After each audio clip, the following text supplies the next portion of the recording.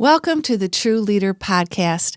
Today we are talking about CEO burnout and how to create work-life balance. Stay tuned and find out how. Welcome to the TRU Leader Podcast. I'm Dr. Tracy Christopherson. And I'm Michelle Troseth. We are life and business besties, leadership coaches and mentors, and polarity intelligence experts. We're the authors of Polarity Intelligence, The Missing Logic in Leadership, and co-founders of Missing Logic. We are here to help high-achieving leaders break through leadership norms that cause them suffering at work and home. If you're looking to elevate your leadership, increasing your productivity, effectiveness, and impact, and manage your health and well-being, spend quality time with those you love, and live your best life, then you are in the right place. Our goal in this podcast is to equip you with new ways of thinking and practical and tactical strategies for succeeding at work and thriving in life. Think of this podcast as your weekly dose of personal and professional development so you can reach your full leadership potential, create a life you love, and be what we are calling a thriving, resilient, and unstoppable or true leader. If you are ready to learn and laugh a little, let's get started.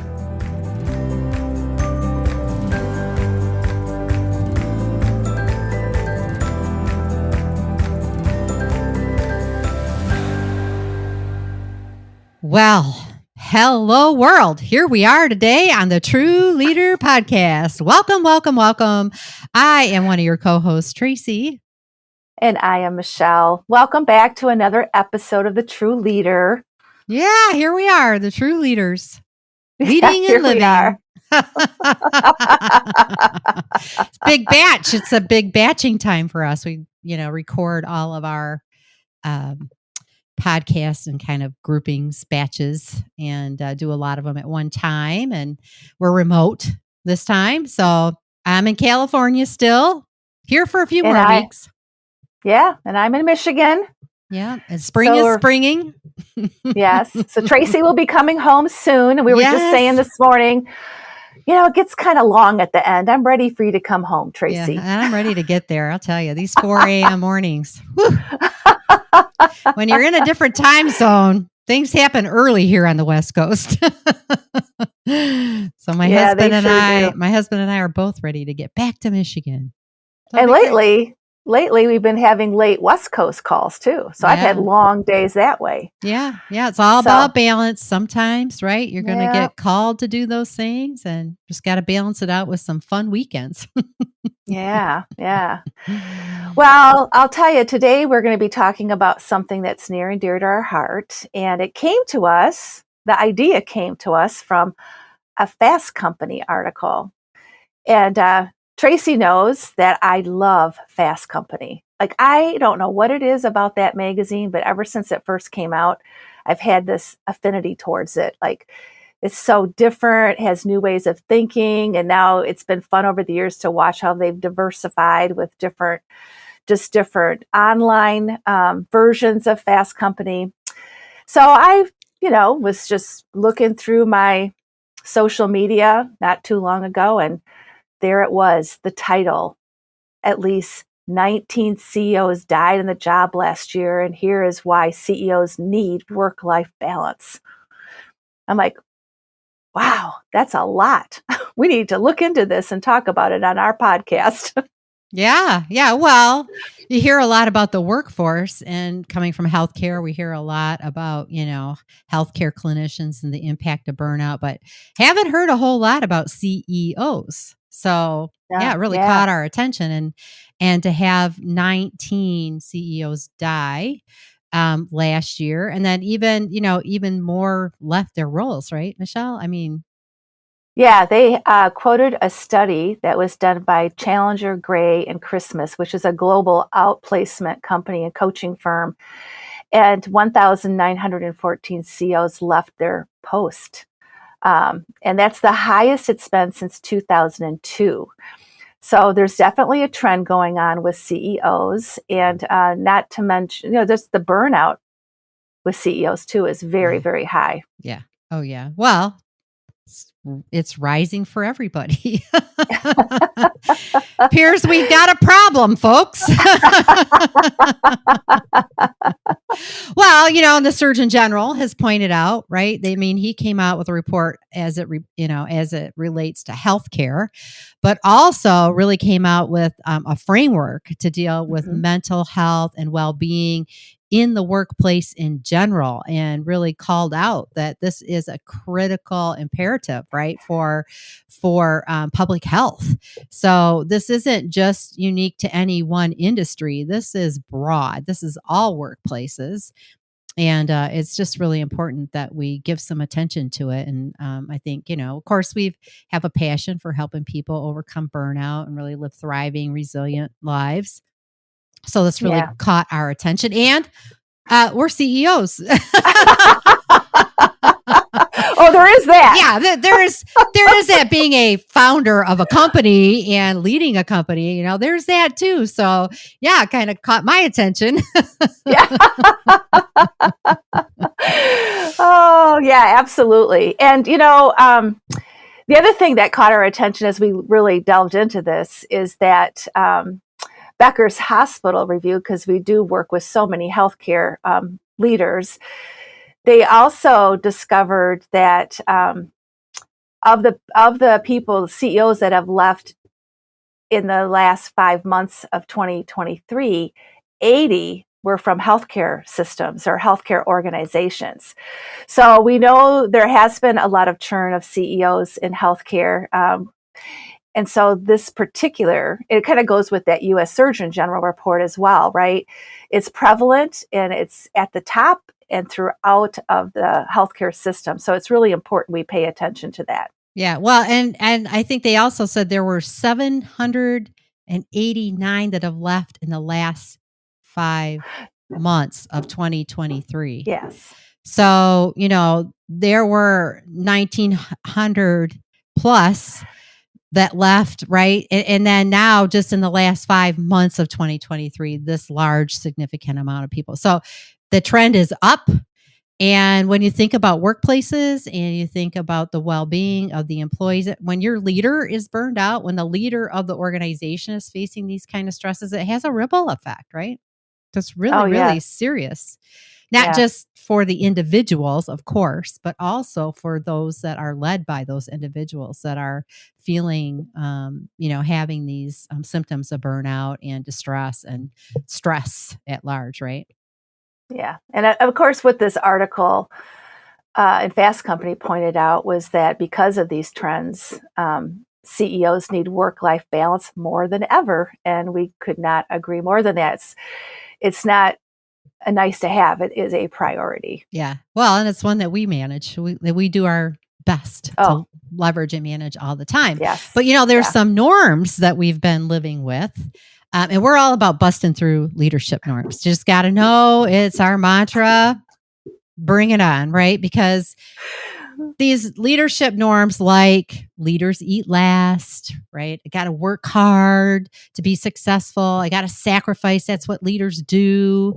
All of these, I'm a servant leader, which means everybody comes before me. These are just norms that we grew up with as leaders, that many leaders have lived with. We don't even really think about it because they've really become kind of subconscious beliefs. It's just the way you work, right? Because this is what leaders do. And this is what you kind of have this underlying belief, but it can have a significant impact on how you move through your day-to-day work, how you show up as a leader, and definitely have an impact on burnout. And what we've been working towards and really bringing forth, and what we also saw in some of the, the other articles and literature that we were kind of combing through, was really, now the mantra is self-care is a part of your job. Like, you have got to care for yourself. We have to reframe this, because if you're not caring for yourself, then you can't be as effective, right? You can't lead the organization to your utmost ability if you are on your way to burnout. So you got to care for you. Right. So put it there on your job description. That's right. As a co-founder, CEO, it is just part of what you do, and it is a new frame. You have to look at Yeah. it that way. Yeah. Yeah. Well, and when you're fueled by your ambitions, your desires, you're wanting to make a difference, as leaders, you want to have a significant impact. You want to make your mark Yeah. in the world. You want to lead your company, your organization to greatness, right? And you want to impact thousands and hundreds and billions of people, right? Depending on where you're at. And that as a driver can put you at risk, right? For putting everything before you. And right. And so I think it does it takes some reflection on how is my drive and my ambition impacting my ability to have a strong, healthy personal life while I'm developing a strong, healthy organization and having that impact. You have to really think about that. You do. And, we talk a lot about how important boundaries are and saying no. And so when you make self-care as part of your job, it really it's going to cause you to pause and say, what am I saying no to? And am I saying no enough? And also in the article, I thought it was really interesting. They had a former venture capitalist that also urges radical self-inquiry. It causes us to pause and have radical self-inquiry on what prevents you from saying no to extraneous meetings and requests, because we know we can get in the habit of saying yes. So I love that term, radical self-inquiry. Yeah. Well, and the other thing that he really wanted, he encouraged CEOs to explore is what drives you out of balance. So just, again, that reflection on, what makes me deprioritize myself? Like, what are the things that come forth that make me put myself in the back seat, right? Make me turn away from the things that I know will support my health and well-being and turn towards something else. So just having that awareness of those things that drive that kind of behavior, having that awareness is the first step in taking different actions, right? And I know that's true for me too, right? Like you have to, and so much of that you can impose on yourself. Well, we have to do all of these goals. We have to meet all of these goals this quarter. We just went through this, right? Right. You got these big eyes of all the things that you can be doing and all the people you can be impacting and everything, right, that you have to contribute, and you have to be able to prioritize. And when your eyes are that wide and you want to make such a difference and you're driven by that, those are the things that turn you away from yourself, because you're thinking, oh, I got to fit all this in. But so much of it we impose on ourselves, and so much of it we can say, no, here is the utmost priority for the organization. And we're going to drive towards these priorities, right? And just really keeping clear, because when you do those well, there will be time and space for the other. Not everything can be addressed at once. And that ripples down. When you're a leader that is prioritizing everything, then everybody below you is inundated with excess amounts of work, right? And so it has a ripple effect. Everybody gets piled on, right? Because we don't have the resources. We're also working in a time with not enough resources, right? The workforce is small and we can't keep piling on. So we have to really identify the core critical priorities. And we're a small, mighty team. We have to consider those things too. Absolutely. Yeah. It's really the same no matter where you are. And so I think a key thing is just being very disciplined to put guardrails in place and to be able to say no when you have to. And really surround yourself with people that can help you. Like, I know you and I help each other all the time, but some of the recommendations too for these CEOs is you're going to need help. You're going to need help in learning how to say no more often. And, I think one of the reasons that this is happening so much too is just the complexity. I mean, we talk about this a lot too, is the VUCA world we're living in and the complexity. And so it's hard. It gets more and more difficult to keep your arms around everything as the CEO, and you have to answer to a lot of different people. Yeah, you do. And then there's also stress that comes when you're the bottleneck, right? Wow, you got to learn to delegate. Delegate is really huge, right? And I think too, you also have to think about what is being fear driven. So you got to face your fears, right? Mm-hmm. Like not every opportunity has to be taken advantage of right now. Right. Right. But sometimes we get so many opportunities, and not everyone do you need to do. And you can't have FOMO, right? The fear of missing out, or this is never going to come our way again, or we're never, it's all really about that balancing and that prioritization and really thinking about, who, and maybe it's not you. To your point, don't be the bottleneck, right? How can other leaders step up? How can I delegate, give other leaders in the organization the opportunity to move different initiatives forward, or to take, take control or take leadership of different things, right? To help reduce the workload, so that you can really show up where you need to show up. I think it gets back to that 5%. For us, it's about what's the 5% I need to have my attention on that actually requires my skill, my ability, my expertise, my leadership, that and give the rest of it to anybody else. Exactly. Based on their strengths, right? Based on their strengths. So I think it's just really, those are key things to avoiding the burnout piece, right? And then I think this is about work-life balance. And yes, CEOs need work-life balance, but we can't think about work-life balance the way we've always thought about work-life balance, because we also have, a simmering belief that it's not possible, that we can't have work-life balance, that it just doesn't exist. I mean, we hear that over and over and over from people, but we know that this is about a balance that looks different. It's more dynamic in nature. It's not about, when you think about balance, you think about a scale, right? And you think about 50-50, and you have this equality between the two components. But we know work-life balance life is dynamic. It's never static. It's never like a scale 50-50, right? It's always in flux and moving.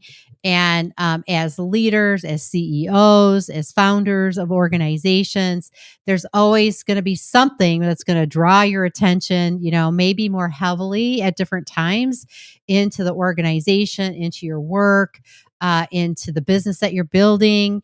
And you're going to need to give it that attention. And at the same time, you can't let go of the things that you need to maintain a healthy personal life, right? Whether that's your health and well-being, your mental status, right? Your relationships, your family. There's a lot of things in our personal lives that lift us up, give us joy, rejuvenate us and enable us to be our best selves in the work environment.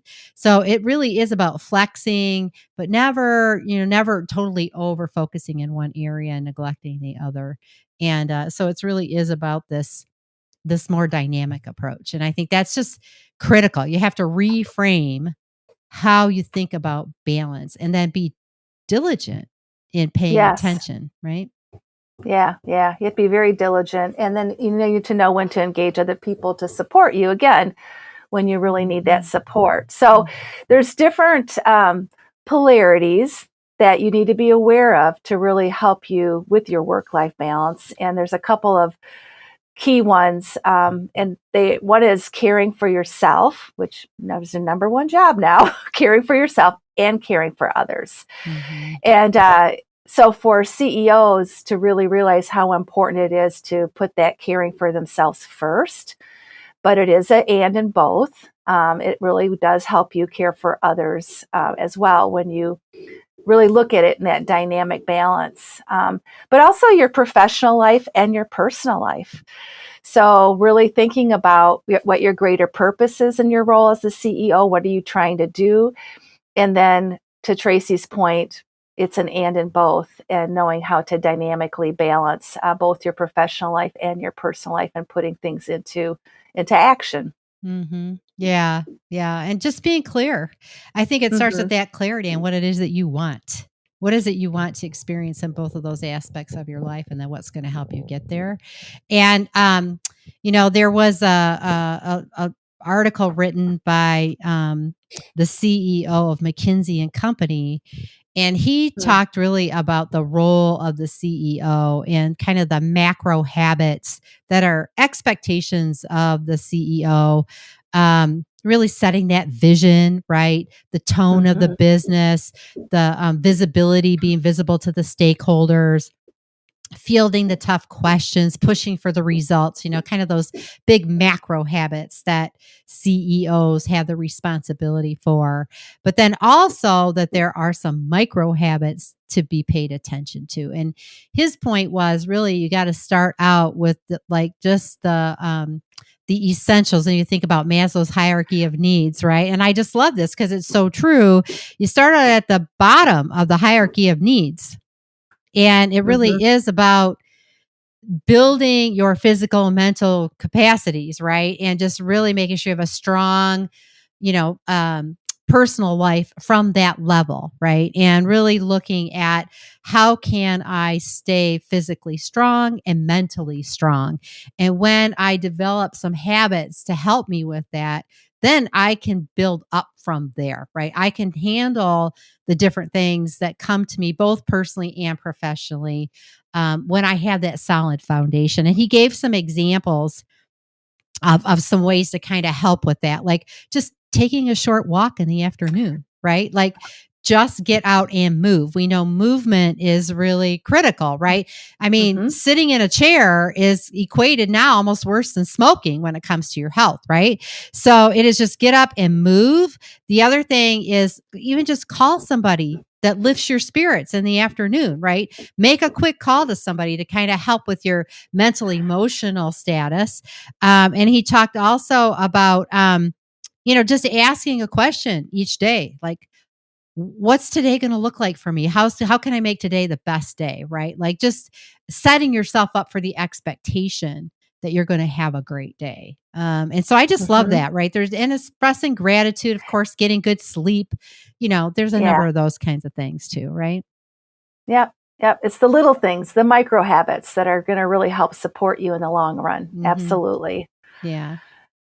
That's sound body and mind is key. And I know when we were first starting our business and we had other things going on as well, right? So we're not only launching a business, learning how to be CEOs and founders of a company, but running other large national programs, getting a PhD, right? And I remember going through those processes. And then even when I went to do my dissertation, one of the things I knew is the only thing that's going to keep me moving forward and able to perform in all areas was a strong body and a strong mind, right? And I hired coaches for both, right? Like I need you to help me be my best physically, because what I know for myself, when I get stressed, then that's the thing that goes to the back seat is my physical health, right? Because I'm spending all my time and energy on other things. And I knew I needed to have kind of my mental, emotional game at the top of its, at the top as well. So I agree. I think it just, you got to know what you need to do to be able to function and to be able to fulfill your purpose and your capability, right? To show up the best that you can. Yeah. You got to be your best self first. That's right. So that you really can perform at the optimal level and be that balanced CEO that you need to be. So important. So important. And there's a lot of other polarities that are related to this too, that we've learned a great deal about. And that is balancing doing and being. And again, as leaders and CEOs, there is a lot of doing, but some of the downtime, the quiet time, the reflection time, and really starting with the being first is another polarity that is really significant when it comes to work-life balance and activity and rest. I mean, there's just a lot of polarities here to be managed. Yeah. And these are, again, the polarities are the interdependent relationships between these two poles, right? While they seem contradictory to each other, you got to have them both. So while you're out there doing, it's that reflection time, right? It's that just being with yourself, the quiet, the silence, where you can get your best ideas, where you can get the clarity you need to take forward action. And another thing I think is the productivity in relationships, which is just critical, right? That leveraging that polarity of being productive, achieving the goals, the outcomes that you're driving towards in the organization, for the organization, for yourself in many instances, right? As a leader, as a CEO, and balancing that with the relationships that are necessary to achieve those. So sometimes as founders, entrepreneurs especially are guilty of this, like just easier for me to do this myself, right? But it's really all about the relationships and the strengths of those that surround you and leaning into those relationships to really get to where you want to go from a productivity perspective too. So, Well, and also, in the work environment, especially when you are in a leadership role like the CEO, is if you have unhealthy relationships or toxic relationships, my gosh, that's a cause of a lot of people's stress as well. Mm-hmm. So that relationship component and paying attention to it and is so important for the health and well-being of the CEO as well. Mm-hmm. Well, and when you think about it, what we learned about micro stressors is micro stressors are the little stressors that you experience all the time that your body doesn't register as stress. But it's the combination of them and over time that kind of builds up, but your body doesn't go into fight, flight, or freeze because it's not seeing it as a stressor, but it's all the little things, the extra assignment that you get, right? The missed call, the whatever it is. But most of those are caused by the individuals in your life. They come from your relationship to others and with others. So those relationships are critical, right? To recognize and understand we're all in relationship and we all have an impact on each other and the stress that we experience. So I think that's a whole nother show. That's a whole nother show. But I think, when it comes to some of the things that we have been doing and we have recognized is really important, well, relationships is key. We're a walking polarity. So, we can cause each other a lot of stress. But, we've learned to recognize those things, right, with each other and sit in meaningful dialogue with each other and have conversations and really look at the polarities that we are trying to manage within our company, between ourselves and our preferences for how we like to work and who we are and how we show up in the world. And just being diligent and disciplined is like just one of the key things. To always be keeping your eye on these polarities because they're all around you, working on you all the time, and to maintain that dynamic, flowing balance between the things you want in your personal life, your growth, your personal health and well-being, and your desires to achieve and to take your company to the highest level that you can take them to, achieving all the outcomes that you want to achieve, having the impact in the world that you want to have. It's really the both and getting those positive outcomes on both for that greater purpose, right? Of being, whatever that is for you, making that bigger contribution and, whatever it looks different for every person, right? That greater purpose. Yeah, it really does. Yeah. The dynamic balance effect is the only way to excel in your professional life and career while living a fulfilling, thriving personal life. Think about it. Your professional life and career and personal life are like two sides of the same coin. There's an interdependent relationship between the two, and that relationship is governed by the law of polarity. Polarity, as you now know, if you've been listening to us for any length of time, is a universal law, just like gravity. You can't avoid it or deny it. It's always present and always working on and around you, just like there are always two sides to a coin. What you may or may not realize is that one of the governing principles of polarities is you cannot achieve a greater purpose without achieving the positive outcomes of both poles in the polarity. So how do you expect to excel in your professional life and career if you're not fulfilled and thriving in your personal life? And how do you expect to live a fulfilling, thriving life if you're not excelling in your professional life or career?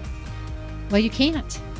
If you don't have the right strategy or effective approach to creating a dynamic balance between these two poles. In fact, You're guaranteed to fail and experience negative consequences 100% of the time if you don't create this balance. It's how the law of polarity works. But you won't have to experience this if you join us in our TRU Leader Mentorship Program. Just click the link in the show notes and set up a discovery call with us, where we'll share with you how the dynamic balance effect enables leaders like you to be true leaders, creating dynamic balance between their professional life and career and their personal life, living and leading on purpose, and designing the life they desire with intention and grit. You know, individuals that have balance between their professional life and career, or their work and their personal life, experience more happiness and are more productive and effective. So what do you want to experience? Guaranteed failure and negative consequences, or more happiness, productivity, and effectiveness? Just click the link in the show notes and schedule a discovery call today. The other thing that we do too is we make sure that you have to do your own work. And then part of our own work too is really having that quiet time that we can really be, really get clear on who we are, what our purpose is. And that includes meditation, really practicing mindfulness, and that whole mindset work in the morning. So we both have morning routines that are extremely important in our own health and well-being. And then when you both do that, then it makes a big difference when you come together, and it helps you to manage those polarities even better. Mm-hmm. Well, and I think silence is a big thing. We're not silent enough, right? Whether you meditate or you don't meditate, I think just sitting still and being silent opens so many doors, right? Our minds are just going 100 miles an hour most of the time. We're always thinking, even when we don't know what we're thinking, and so I think just quieting your mind enough and just being silent and still, and it can really just open up that clarity or ideas or, whatever that is. So I think that that's very, very helpful too.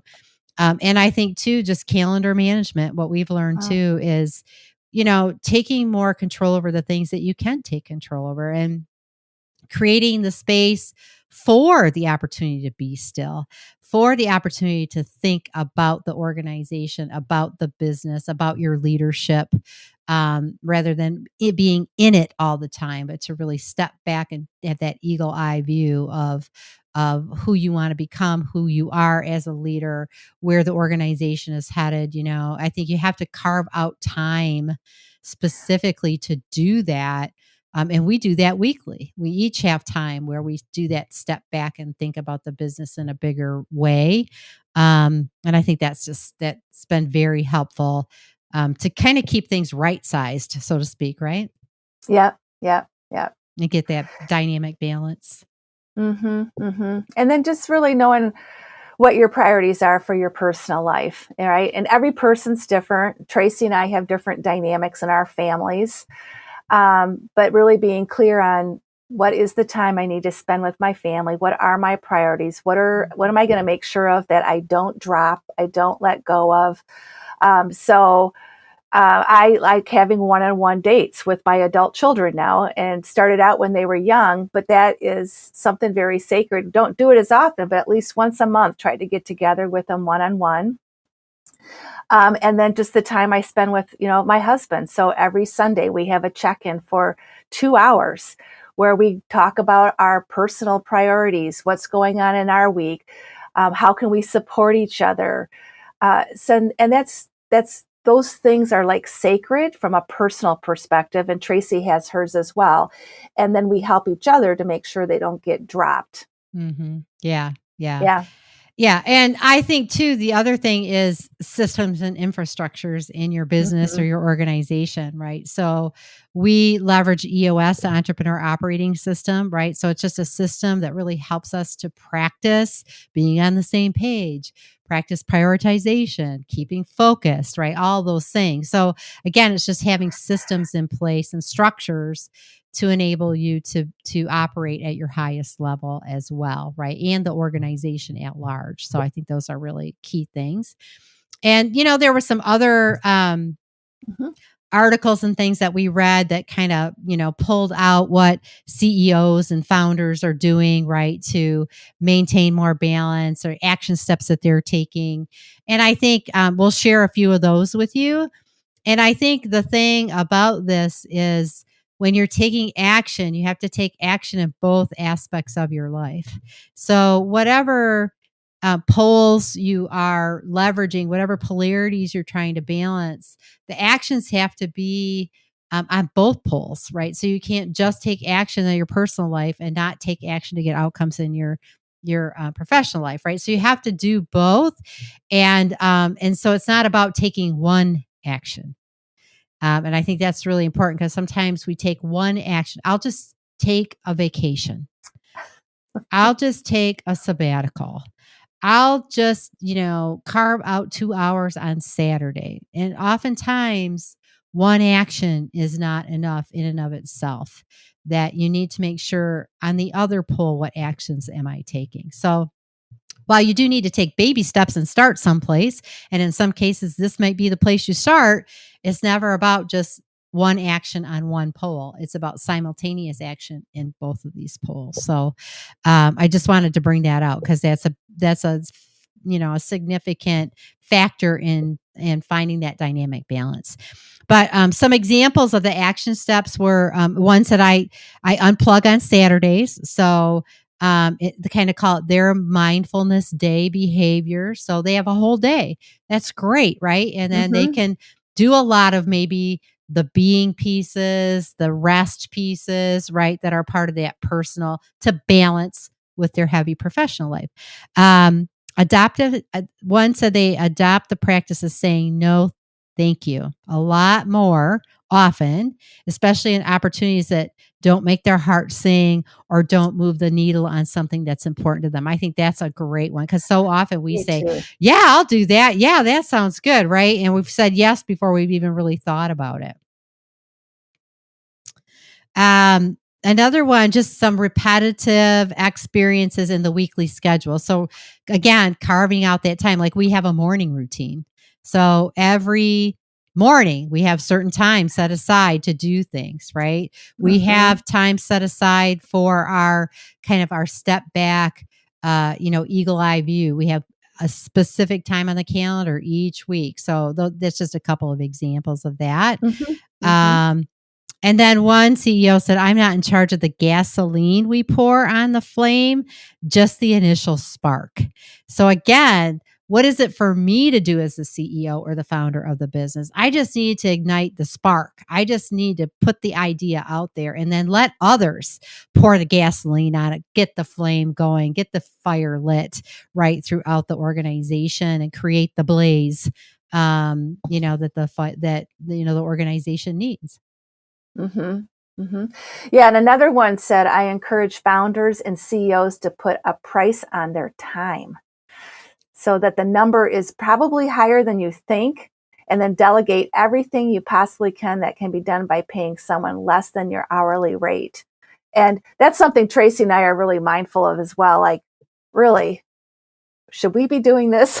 Yeah. If my hourly rate is $1,500 an hour, then then there are certain things that I do not need to be doing, right? When it's somebody that could be making $20 an hour, as an example, could be doing. So I think that really kind of heightens your awareness of where you're spending your time and what you're doing. I love that one.